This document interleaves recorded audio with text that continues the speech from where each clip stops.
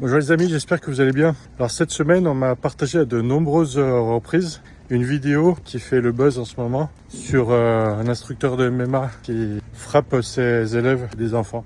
Les parents sont contents, les élèves sont contents, l'instructeur est content. Après tout, voilà quoi, il n'y a aucun problème. Maintenant, ce que l'on fait, nous, c'est complètement différent.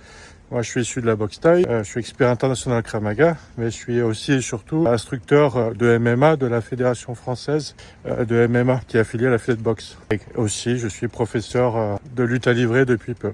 Depuis plus de 20 ans, je suis aussi spécialiste de l'instruction pour les enfants en self-défense. Et le fait que je sois sophrologue et maître praticien de PNL, je joue essentiellement sur le volet psychologique, toutes les étapes, toutes les marches d'escalier nécessaires à franchir pour des enfants qui ont été victimes de viols, d'agressions, de harcèlement violent, etc.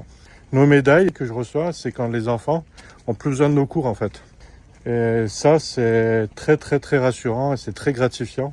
Quand ils arrêtent les cours, c'est pas qu'ils en ont marre, c'est que j'ai les remerciements des parents, des enfants qui vraiment changent d'attitude, etc.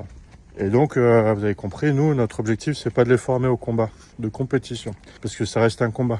Par contre, il y a un truc qui m'a choqué, si j'ai bien compris, c'est qu'ils se servaient de ces vidéos pour faire de la publicité. Et donc, si c'est vraiment ça, par contre, ça m'a choqué.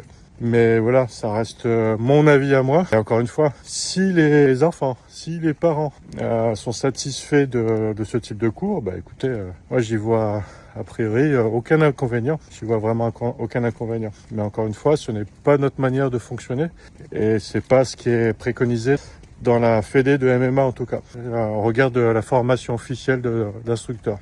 Voilà, mais bien évidemment que lorsqu'on les prépare au combat, et les enfants, ils ont beaucoup de limites.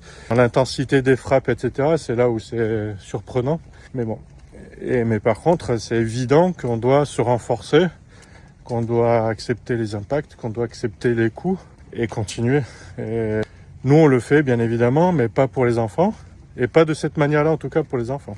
Ça, c'est sûr. Je vous souhaite une belle journée.